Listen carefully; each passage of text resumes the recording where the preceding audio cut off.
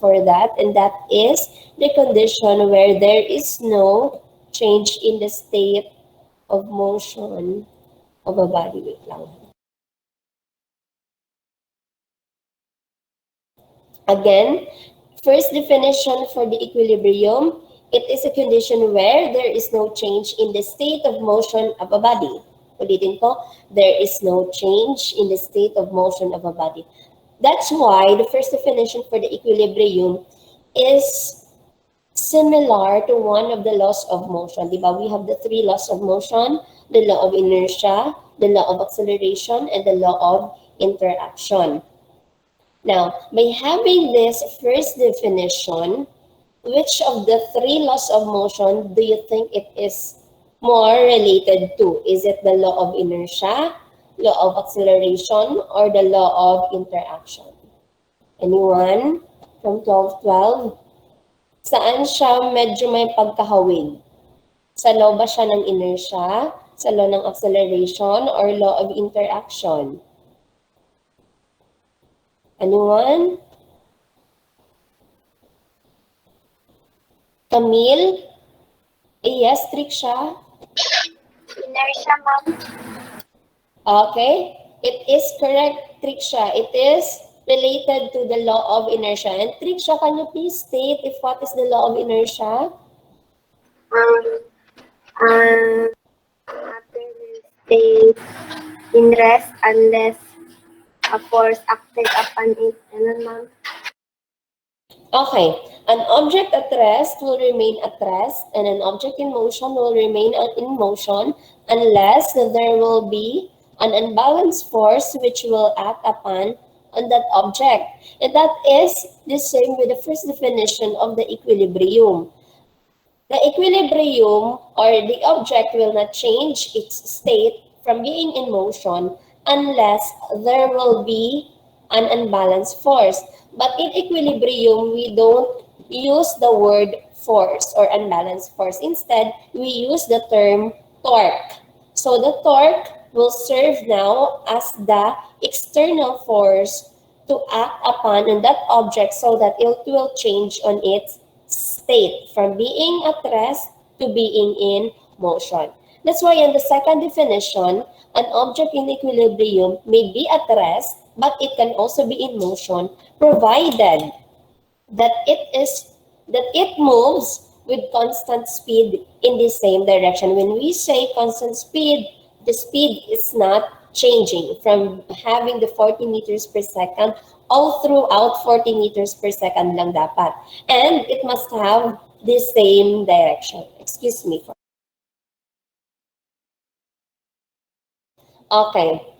So that is all about the equilibrium. And we have two conditions for the static equilibrium. In your module, ang nakalagay lang dyan is the first condition and the second condition. But we have definite term for those two conditions, and those are the translational equilibrium and the rotational equilibrium. First condition, according to the translational equilibrium, the sum of all forces in x and y directions must be zero. That means that if we are going to add all the forces involved on that system, their sum must be equal to zero, considering their directions. Example. Now, in this example, these are the commonly used, commonly observed type of forces. Halimbawa, in a table. In a table, you are going to place your book. Yan siya. Now, this book has its own mass, right? And if it has its mass and it is placed on top of the table, the book will be affected by the pull of gravity. With that, it will have its own weight.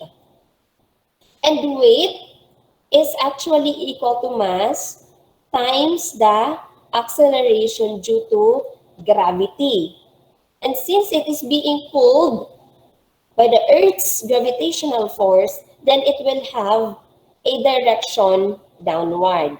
Now, since it has its weight, actually, this book will have its own normal force. Okay. Now, this normal force is actually the same with your weight. Diba? Ang force, ginasolve natin as mass is mass times acceleration. And this is true for objects along x-axis. However, if it is being affected by the pull of gravity, it will become mass times acceleration due to gravity. That means that the normal force is just the same with the book's weight, but it will have an upward direction or upward force because this is related to the third law of motion.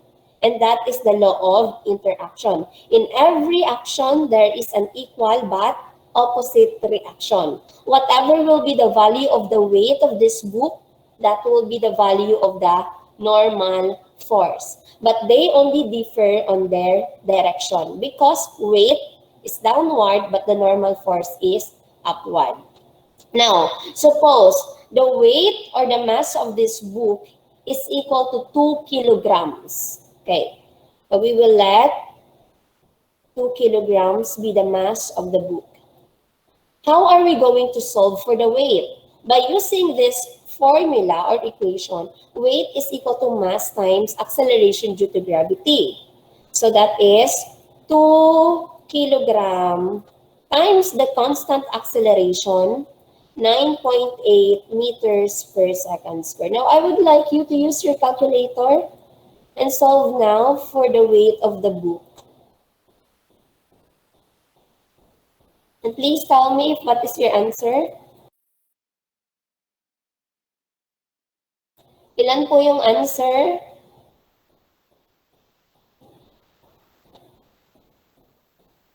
$19.6, ma'am. Okay, the answer is 19.6. What will be the unit of measurement for weight?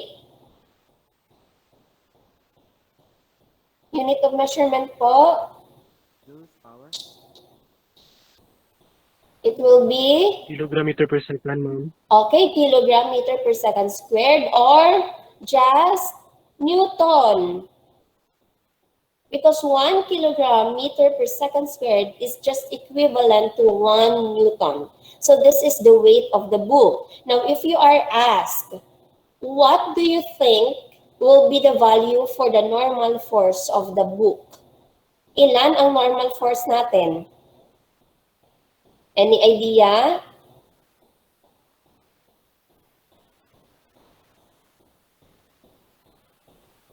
Okay, 12. What will be the value of the normal force if the weight is 19.6 Newton? That is correct. It will still be 19.6 Newton. Nakuha po, ang normal force mo, 19.6 Newton pa rin yan siya. Now, let us apply the first definition or the first condition. Sum of all forces in x and y directions must be 0. Okay, first force mo is the weight. Second force mo is the normal force. Now, to solve for the net force, of course, all we need to do is just to add all the forces and we will see if the sum will be equal to 0. Okay, now, net force is equal to force sub 1 or the normal force plus force sub 2 or the weight. So we will add. The normal force is equal to 19.6 Newton. Plus, the weight is also 19.6 Newton. But you have to take note that the normal force is in upward direction. Therefore, it will remain positive. On the other hand, weight is being affected by the pull of gravity. Thus, the direction of the force is downward. So it will become negative 19.6 Newton. If we are going to add 19.6 Newton plus negative 19.6 Newton, the answer will be equal to 0. That's why the net force of the normal force and the weight of the book is equal to 0. So that's how you are going to identify the net force for the static equilibrium, and by considering its first condition wherein the sum of all the forces must be equal to 0. Again, this is just some of the basic forces that we could encounter in some situations. Kasi iba naman yung sa mga forces with having the x and y directions. Okay? Sige. Now, let us continue with the second condition. Second condition, the rotational equilibrium. Sa number 1 condition natin, it is all about the forces. The second condition, this is all about torques now. The same with the first condition, the sum of all the torques must be 0. So if you have the first torque for the first particle, and then you have another torque for the second particle, all you need to do is just to add all the torques. But you have to take note that you have to consider their directions. But in your module, meron nang nakalagay dyan on the formula for the torque. Let me erase this one.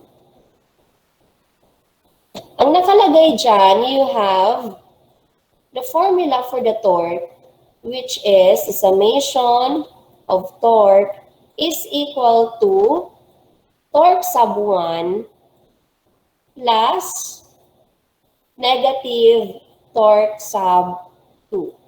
And that is equal to 0. Bakit yung isa negative? Bakit yung isa positive? Because they have opposite directions. Yung isa naka-counterclockwise, yung isa naka-clockwise. Or pwede din na yung isa, it is in upward direction, yung isa naman, it is in downward direction. That's why the torque sub 1 is actually also equal to your torque sub 2. Diba? You have torque sub 1 plus negative torque sub 2. The sum is equal to 0. By having this equation, we can come up with torque sub 1 is actually equal to your torque sub 2. They are just the same. Torque sub 1 is just the same with your torque sub 2.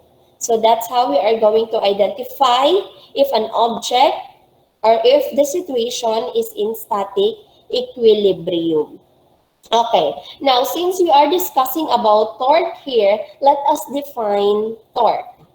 Now the torque is the quantity that measures how effectively a force causes an acceleration.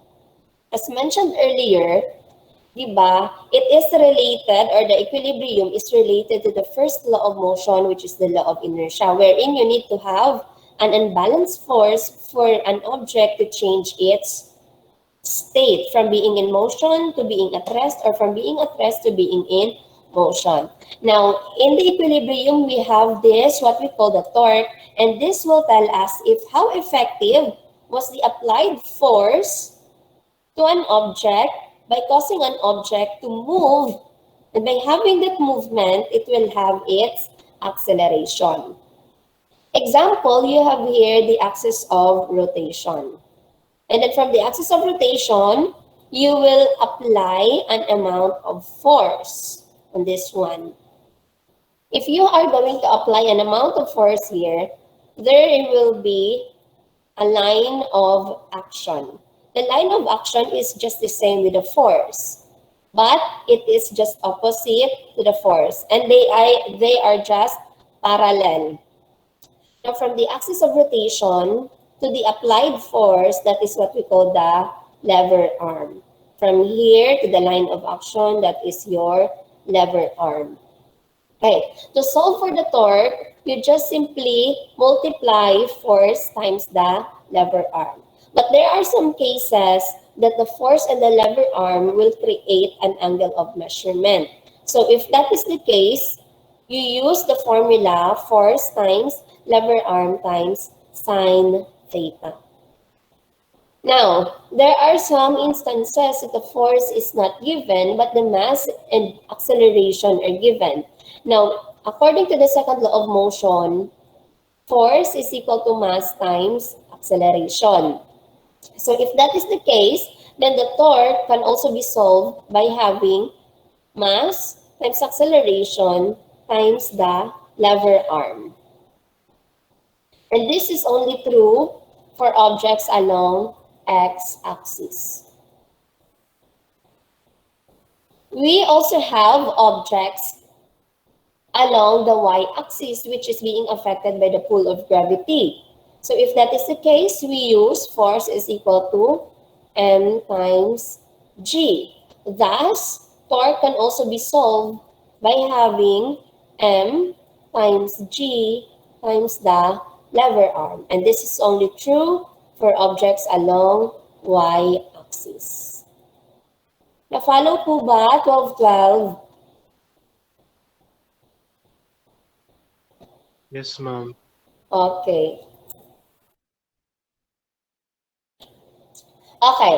Now, since the formula or the equation for the torque is force times the lever arm, knowing that force has the unit of measurement Newton and lever arm has the unit of measurement meter, then torque has the unit of measurement Newton meter. This will be used as a standard unit of measurement for your torque. Ulitin ko, Newton meter is the unit of measurement for the torque. Okay, now let us apply the given equations in this sample problem. And I would like to ask Jaime to please read the sample problem.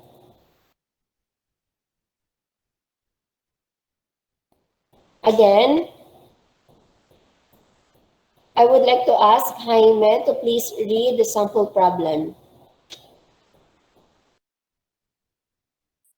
A 200 N force is applied in 3 meters away from the axis of rotation. An opposite 400 Newton force is applied with distance 1.5 meter from the axis of rotation. Find the net torque. Okay, Jaime, according to the sample problem, what is being asked here? The net torque.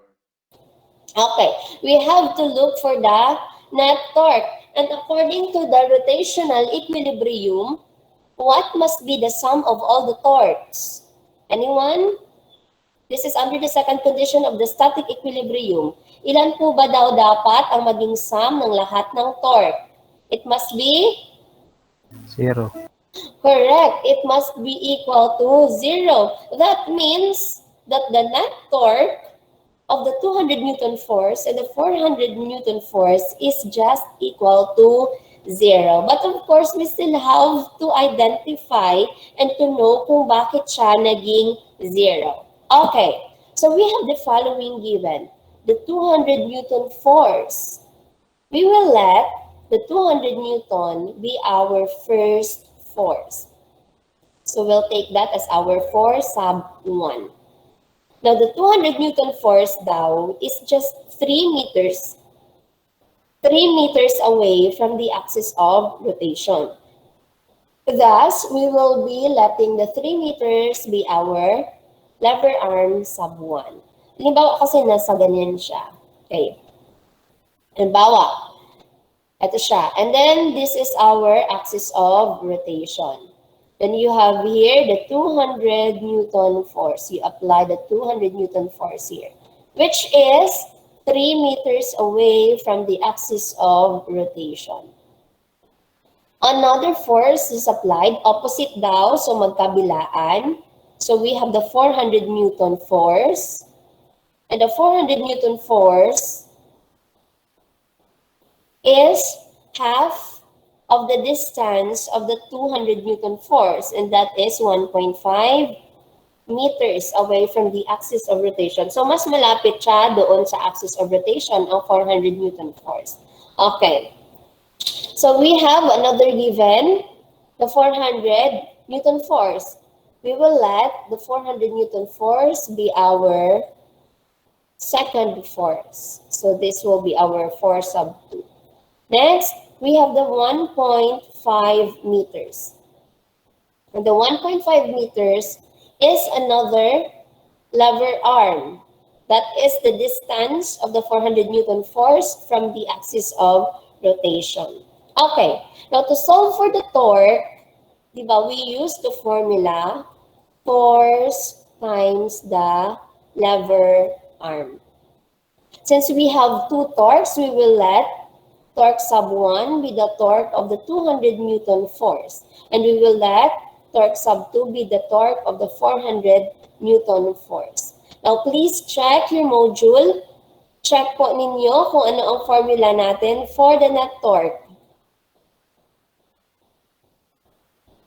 Net torque is equal to, nakalagay dyan, torque sub 1 plus torque sub 2. But your torque sub 2 is in opposite direction. Therefore, it will become negative. Na-follow po ba? Okay. So, their sum is equal to 0. Okay? So, we have now your torque sub 1. That is F sub 1 times lever arm sub 1.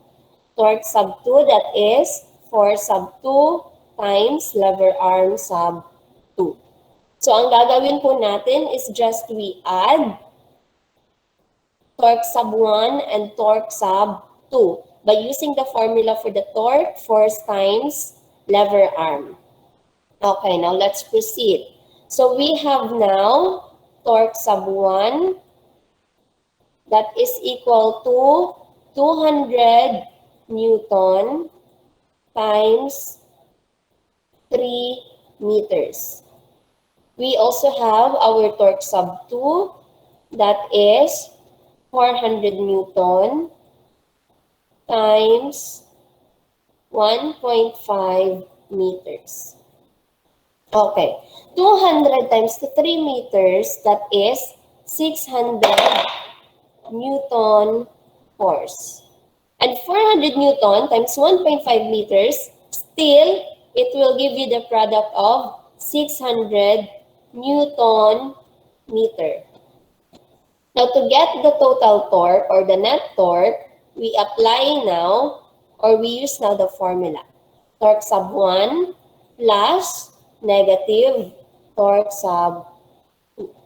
So, we have now the torque sub 1, that is 600 Newton meter,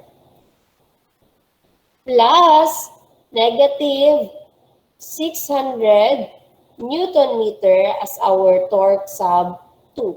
And 600 plus negative 600, answer will be equal to 0.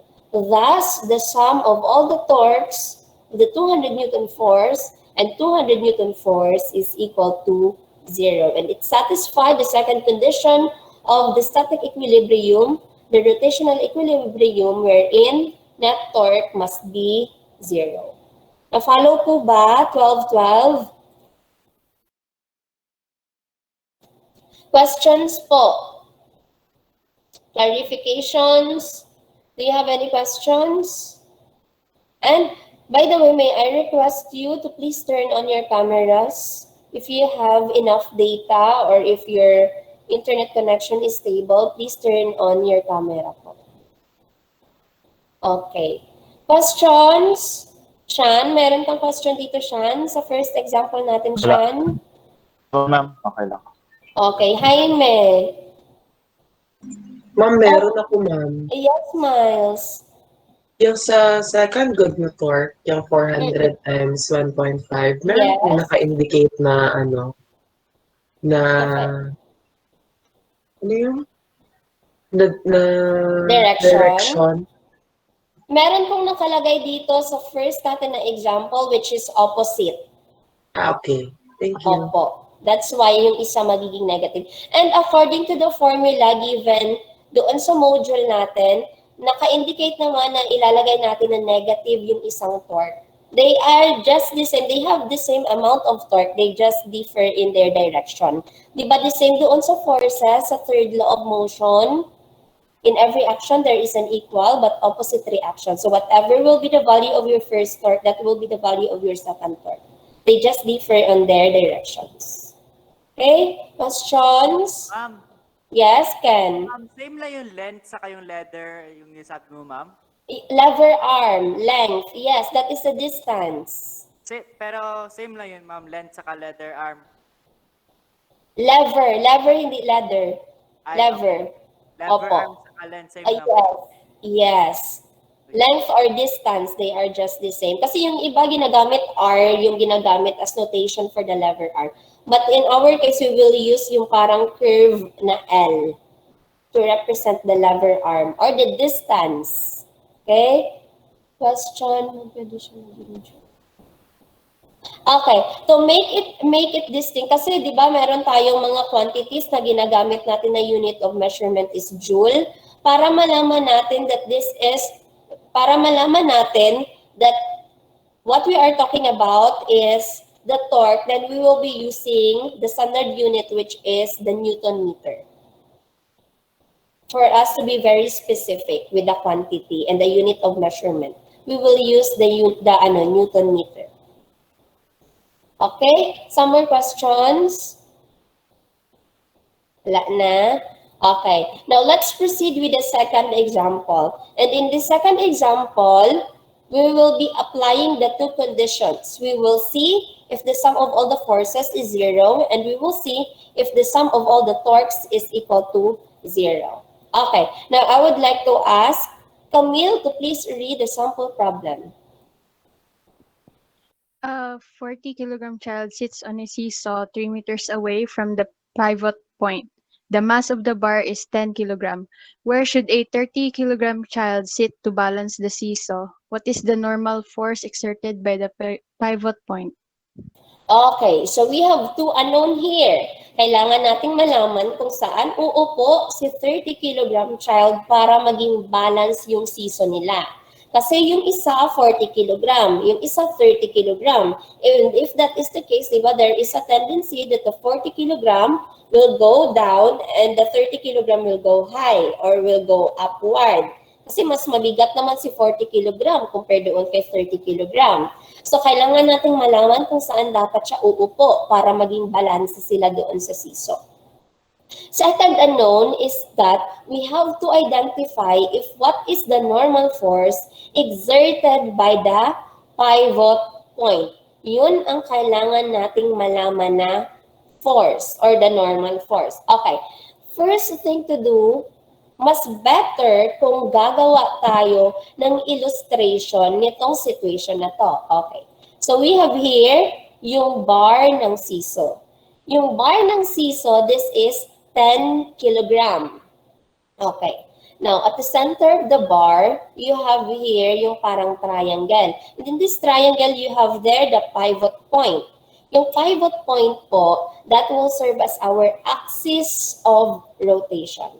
Again, this will serve as our axis of rotation. Okay.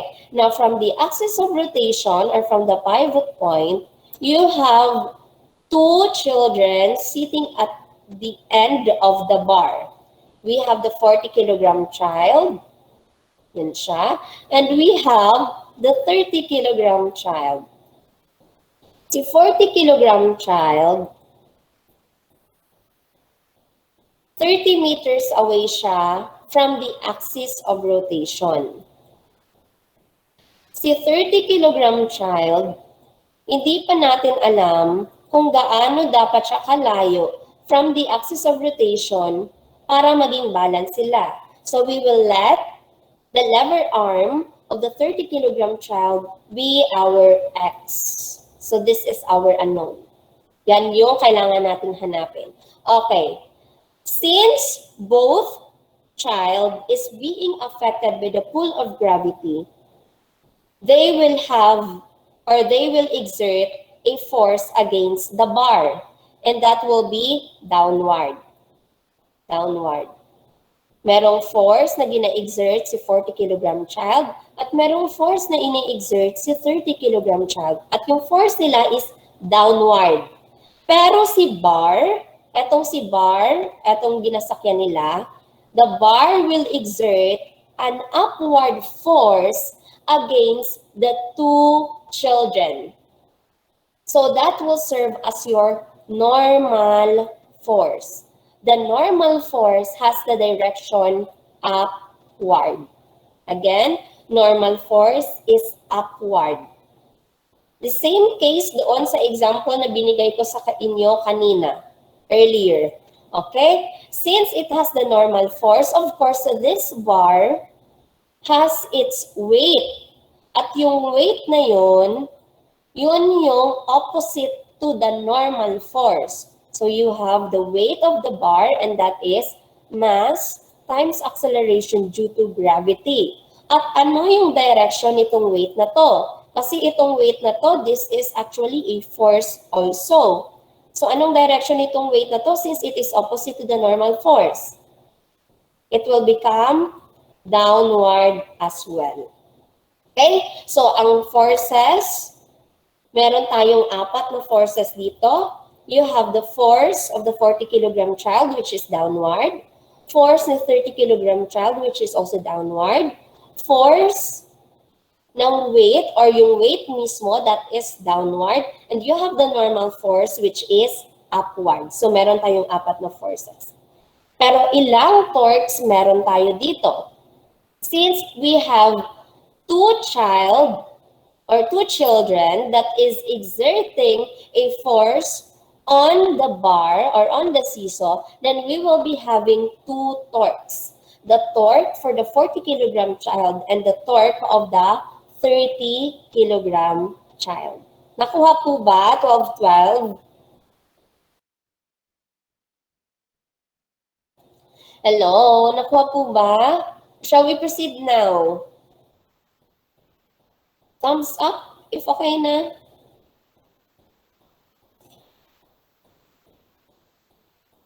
Okay. Kasi kami, thumbs up. Okay. Sige, let's proceed. Okay, so we have the following given. The 40 kilogram child. 40 kilogram. Since you have the unit of measurement kilogram, therefore, this will serve as your mass. That is the quantity for the 40 kilogram child. This will serve as our M sub 1. Since we have another 30 kilogram for the second child. So we will let this be our M sub 2. Okay. Gaano nga kalayo ulit si 40 kilogram child from the axis of rotation? 3. That is correct. 3 meters. So we will let the 3 meters be our lever arm sub 1. Na-follow po? Okay. Gaano nga kalayo si 30 kilogram from the axis of rotation? That is the unknown. So we will let X be the lever arm of your 30 kilogram child. Lever arm sub 2 pala. Okay. Now, anong equation ang gagamitin natin to solve for the lever arm of the 30 kilogram child? Are we going to base it on the first condition, which is the translational equilibrium, or the second condition, which is the rotational equilibrium? Anyone? Anong equation ang gagamitin natin, or what condition are we going to base this unknown? First condition po ba or second condition? Okay, Culture, I would like to ask Culture. Culture, bakit first condition?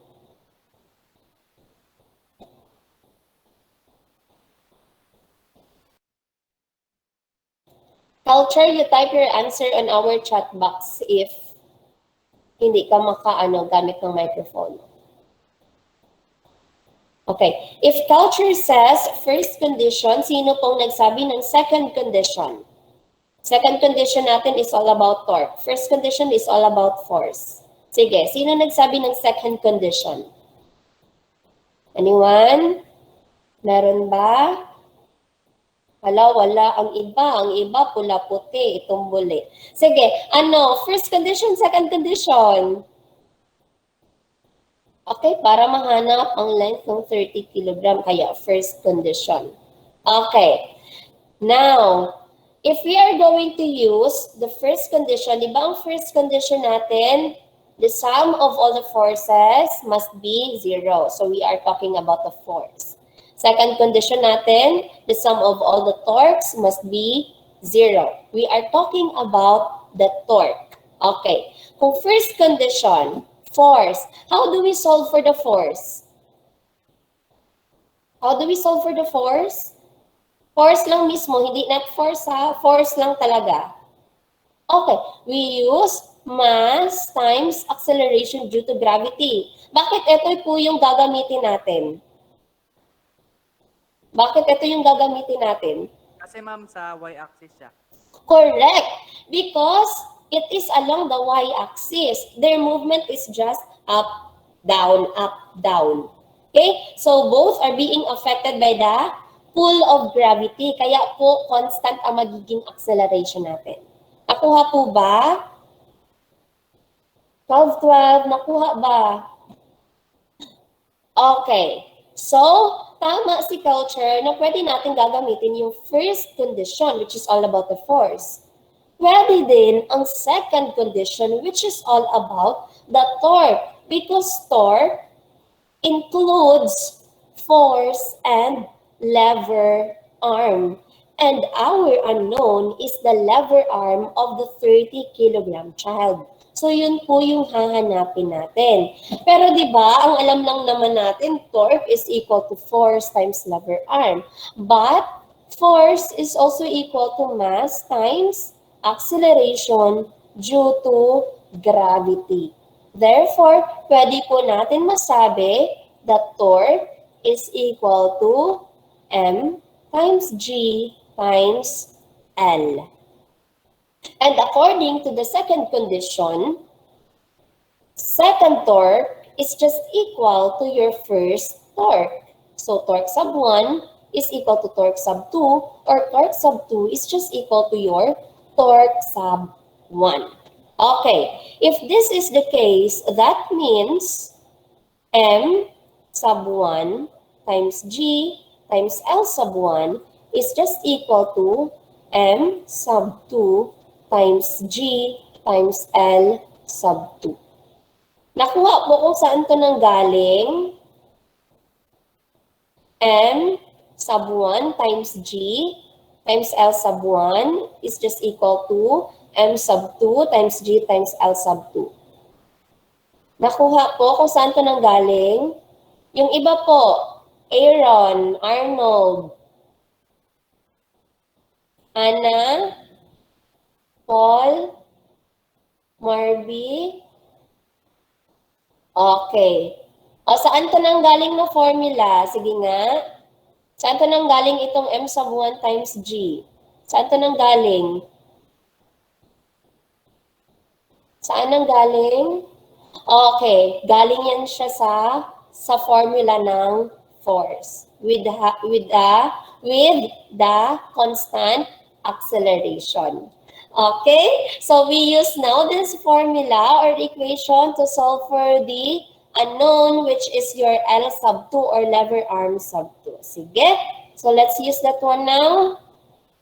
M sub 1 times G, L sub 1 is equal to M sub 2 times G times L sub 2. Okay, our M sub 1 is equal to, ilan nga ulit yun siya? 40. Okay, 40 kilogram. Acceleration due to gravity, that is 9.8 meters per second squared. And our lever arm is 3 meters.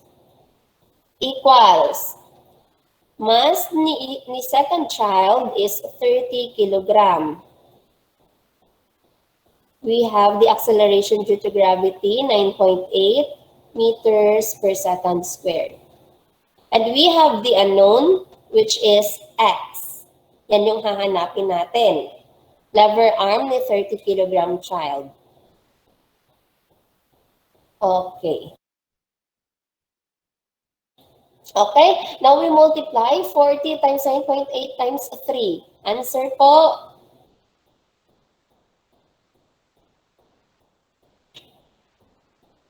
Okay, answer is correct, 1,176. Unit of measurement. What will be the unit of measurement? Newton Unit- meter, ma'am. Okay, unit of measurement is Newton meter. Equals 30 times 9.8. Ilan po?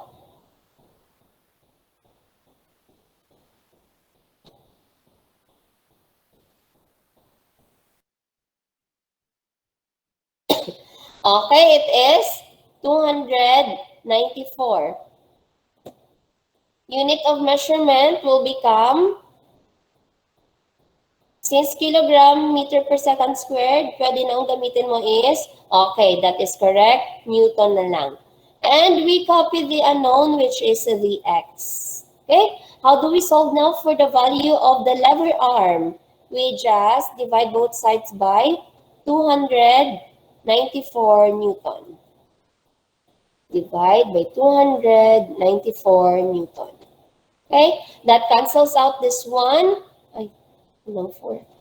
Okay, that cancels out the 294 Newton on the right side, leaving you the lever arm. Okay, 1176 divided by 294. It is equal to 4 meters. So this must be the distance of the 30 kilogram child from the pivot point in order for them to have the balance on the seesaw. Okay? Dapat ganito siya kalayo galing doon sa axis of rotation or pivot point. Meron po bang question dito? Clarifications, 12-12. Wala. Now, kung kayo ang tatanungin, ilan ang torque ni 40 kilogram child? Ilan ang torque ni 40 kilogram child? 120. 120. Saan galing ang 120, Ken? Ay, ma'am. Tagna ko lang yun, ma'am. 120 masyadong maliit, Ken. Ay. 1176 pala, ma'am. Okay. 1176 na. Ito na, oh. This is already the torque of the 40 kilogram child kasi nagamit na natin yung formula niya dito. Okay? So, ilan naman kaya ang torque ni 30 kilogram child? 1177 minus 1. Okay. It is the same, 1176. So they have the same amount of torque. Kasi yun yung needed para magkaroon ng balance or equilibrium. Okay? Meron po bang question dito? Wala na. Okay. Now, if you are asked to check if the sum of all the torques must be 0 or equal to 0, try to check now using the value. 1176, di ba ang torque ni 40 kilogram child? Tapos yung torque ng isa, 1176 din. Di ba yung isa nasa opposite direction, so magiging negative siya. So 1176 plus negative 1176, answer will be 0 pa rin. Thus, we satisfy the second condition of the static equilibrium wherein the sum of all the torques is 0. Okay? Meron po bang question dito? Wala na? O, sige. Now, let's proceed with the second question. Anong oras galing matapos klase natin? 1110, ma'am. Ay, 11:10. So, ano na tayo? Overtime tayo 5 minutes.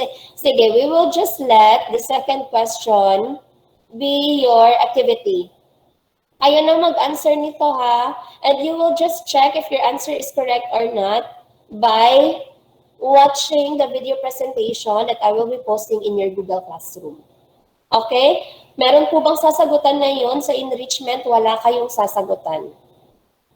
Ma'am, Nakuha? Yes, Ken? ma'am, yung sa past good na discussion natin, ma'am, pwede request, ma'am, like, yung parang ikaw mag-explain, ma'am.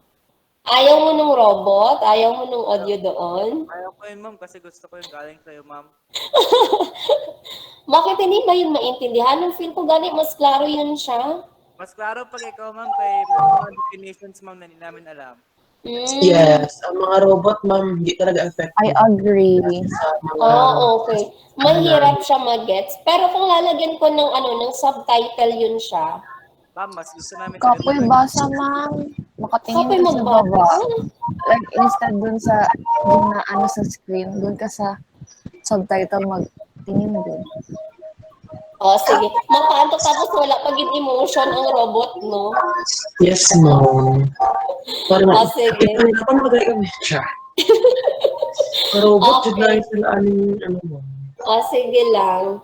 If mag-okay ang boses ko, hindi na siya masyadong magkati masyado. Okay. Yan ang gagawin nito. But you just wait for the video presentation. Maybe tomorrow ko pa siya mapopost. Okay? Ganda ng sound trip mo dyan, Miles. Ay, I need somebody who can love me at my worst. ma'am, tama na, ma'am. Ginaan. Sakit ka na, ma'am. Okay. Please. Sige, let us end now our meeting. Thank you everyone for your presence. And please be reminded that on Monday, we will be having an ISO accreditation. Therefore, you must expect that there might be some observer in our classes. In your Hindi namin classes. sila i-accept sa aming klase. Bahala sila dyan. Wow, subject teacher kaya ninyo ang mag-admit. No, ako ang host. Okay, sige na. Goodbye Ma'am, everyone. sequential Thank pa you. rin po? Yes, Ken. Ken, that will be discussed